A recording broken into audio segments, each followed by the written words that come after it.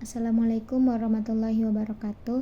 Perkenalkan, nama saya Ira Wahyuni Hasibuan. Saya dari kelas PAI C23. Pada hari ini saya akan menceritakan tentang peristiwa sejarah kebangsaan Indonesia. Dan judul yang akan saya ceritakan yaitu peristiwa Rengas Dengklok. Setelah diumumkannya pembentukan PPKI pada tanggal 7 Agustus 1945, pada saat itu juga dibubarkan Dokuritsu. Untuk pelaksanaannya ini yaitu segeranya setelah persiapannya selesai. Wilayah Indonesia ini meliputi daripada bekas dari wilayah Hindia dan Belanda. Mungkin pelaksanaannya tidak bisa untuk seluruh Indonesia, tetapi pelaksanaannya ini terutama untuk di tempat saja, melainkan demi bagian kondisi setempat. 21 orang telah terpilih, tidak hanya terbatas daripada wakil-wakil dari Jawa, tetapi juga dari berbagai pulau dan suku. Yang telah ditunjuk sebagai ketua PPKI yaitu Insinyur Soekarno, dan yang diwakilkan oleh Muhammad Hatta, dan yang sebagai penasehat itu ialah Ahmad Subarjo. Pada tanggal 14 Agustus 1945 telah pulang Soekarno-Hatta dari Dalat. Ketika itu ada seseorang yang menyampaikan bahwasannya orang Jepang itu meminta gencatan senjata. Sekali lagi ia mendesak mereka untuk memproklamasikan kemerdekaan Indonesia. Jepang saat itu menghadapi pemboman AS atas Hiroshima atau Nagasaki, sedangkan Uni Soviet menyatakan perang terhadap Jepang dengan cara melakukan penyerbuan ke Manchuria. Golongan muda berpendapat bahwa kejadian ini menjadi keuntungan untuk memproklamasikan segera bangsa Indonesia ini. Situasi yang berkembang di Indonesia, khususnya di Jakarta, yang menegangkan kelompok pemuda menuntun Soekarno agar secepatnya untuk memproklamasikan kemerdekaan Indonesia, terutama tokoh-tokoh yang tua dalam BPUPKI ataupun PPKI dengan motor Soekarno-Hatta menginginkan proklamasi dilakukan dengan hasil keputusan rapat pada tanggal 16 Agustus 1945. Apalagi ketika anggota PPKI itu sudah sampai ke Jakarta, mereka takut akan terjadinya pertumpahan darahan dikarenakan ingin secepatnya untuk memproklamasikan Indonesia ini. Mereka takut akan terjadinya pertumpahan darahan. Sebaliknya, kelompok pemuda berpendapat bahwa pertumpahan darah ini adalah risiko yang sangat tidak bisa dihindari. Kemudian pertumpahan darah ini dapat menyebabkan Jepang diminta menjaga status quo di wilayah yang diduduki, sehingga proklamasi bisa dianggap suatu pelanggaran bagi mereka penduduk Jepang. Setelah mereka mengatakan bahwasannya mereka takut akan adanya pertumpahan darahan di sana dan takut akan ada terjadinya resiko yang sangat besar, Insinyur Soekarno tidak takut, akan tetapi malah ia menggertak mereka agar membunuhnya. Bahwasannya Soekarno tidak ingin mengatakan bahwa dia tidak mau memproklamasikan kemerdekaan Indonesia pada saat itu karena dia masih terkait sebagai ketua dari PPKI. Gagalnya permintaan kelompok pemuda agar Soekarno-Hatta memproklamasikan kemerdekaan yang terlepas dari Jepang segera mendorong mereka untuk mengadakan rapat lagi. Dalam rapat itu, bahwasannya Soekarno dan Hatta harus disingkirkan ke luar kota dengan tujuan menjauhkan mereka dari segala pengaruh Jepang. Rengas Dengklok dipilih untuk mengamankan Soekarno dan Hatta karena perhitungan militer. Antara anggota PETA, Daidan Purwakarta dan Daidan juga Jakarta terdapat hubungan erat sejak mereka melakukan latihan bersama-sama. Selain itu, Rengas Dengklok letaknya terpencil, yakni 15 km ke dalam dari Kedung Gede, Karawang pada Jalan Raya Jakarta Cirebon. Rencana berjalan dengan lancar karena diperoleh dukungan berupa perlengkapan tentara peta yang pada saat itu sedang menggantikan Daidancho yang bertugas ke 31 Bandung.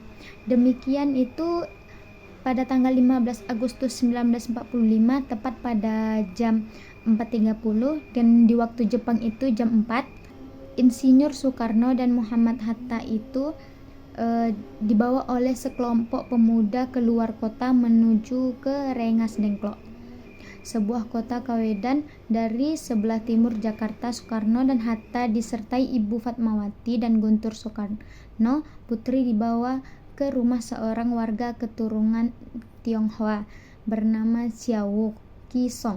Para pemuda berusia semaksimalkan mungkin untuk meyakinkan kedua tokoh tersebut agar berusaha meyakinkan kedua tokoh tersebut segera memproklamasikan kemerdekaan Indonesia.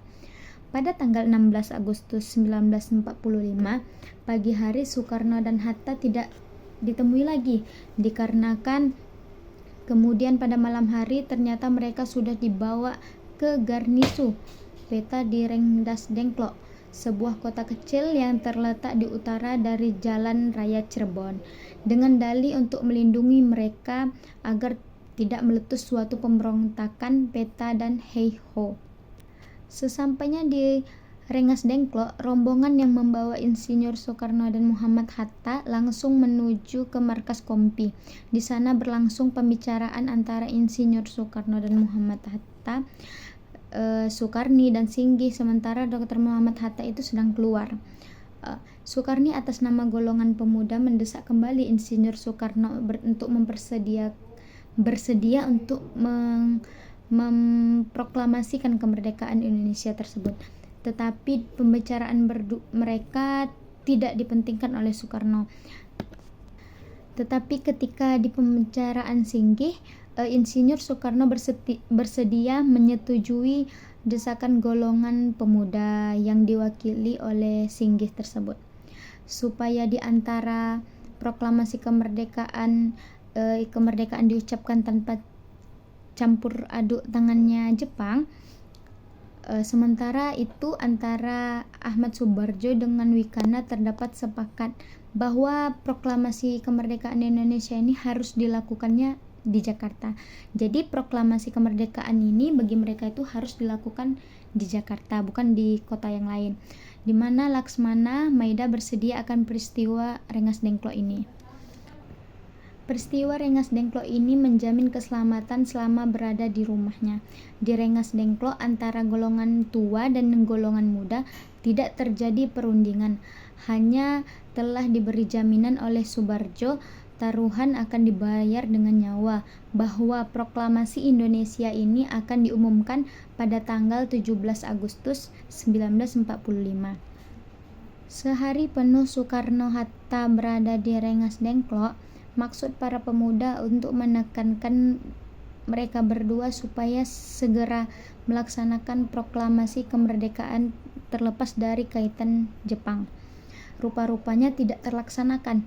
Namun dalam suatu pembicaraan berdua dengan Soekarno, Singgih menganggap Soekarno menyatakan kesediaannya untuk mengadakan proklamasi itu segera sesudah kembalinya ke Jakarta. Berdasarkan anggapan itu, Singgih pada tengah hari itu kembali ke Jakarta untuk menyampaikan rencana proklamasi itu kepada teman-temannya dan para pemimpin-pemimpin muda. Begitu kembali ke Jakarta pada tanggal 16 Agustus 1945 itu dalam keadaan tengah malam. Hatta segera menghubungi tangan kanan Panglima Angkatan Perang Jepang di Jawa. Menjadi jelas bagi Hatta dan Soekarno bahwa revolusi damai mustahil terjadi dan bahwa cara-cara proklamasi kemerdekaan disarankan oleh Syahrir, Soekarni, Wikana maupun pemimpin gerakan bawah tanah lain merupakan satu-satunya cara mencapai kemerdekaan. Sesampai di Jakarta pada pukul 23.00 WIB, rombongan menuju rumah Laksmana Maida di Jalan Imam Bonjol nomor 1, sekarang di kediaman Duta Besar Inggris. Setelah Soekarno dan Hatta singgah di rumah masing-masing terlebih dahulu, tepat di tempat inilah naskah proklamasi kemerdekaan Indonesia itu disusun. Kemudian pada tanggal 17 Agustus 1945 di Pengangsaan Timur 56 Jakarta, tepat pada hari Jumat Legi pada pukul 10 pagi Indonesia Barat jam 11.30 waktu Jepang, Bung Karno dengan didampingi Bung Hatta membaca naskah proklamasi dengan hikmat. Dan sebelum dibacakan proklamasi itu, dibacakan proklamasi itu telah diawali dengan pidato, dan dengan ini maka resmilah negara Indonesia merdeka. Kemerdekaan merupakan suatu yang diinginkan oleh negara manapun, rakyat manapun yang tertentu, terutama negara Indonesia. Setelah berabad-abad dijajah yang cukup lama, maka muncul suatu rasa jiwa nasionalisme, di mana adanya suatu keinginan untuk mereka agar bisa membangun negara sendiri tanpa adanya suatu halangan dari bangsa-bangsa luar. Dengan adanya peristiwa Rengas Dengklok ini menunjukkan jiwa yang semangat kaum muda untuk segera mengajak kaum tua untuk memerdekakan Indonesia. Dari sini kita belajar bahwasannya kita sebagai anak muda itu harus menggunakan pola pikir. Cukup itu yang saya sampaikan. Apabila ada kekurangan, mohon dimaafkan karena saya masih belajar. Wallahu muwaffiq ila aqwamit thoriq. Assalamualaikum warahmatullahi wabarakatuh.